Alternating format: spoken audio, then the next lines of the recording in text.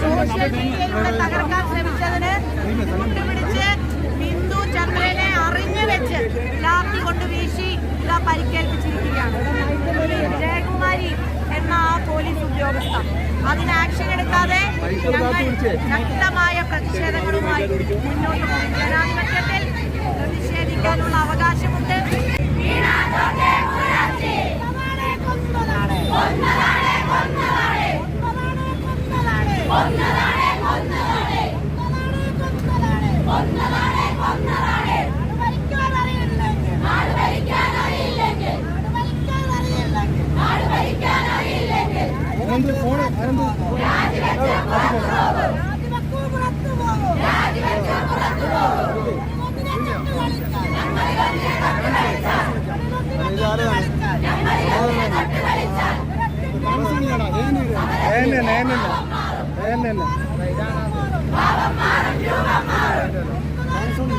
അതെ ചോദിച്ചു.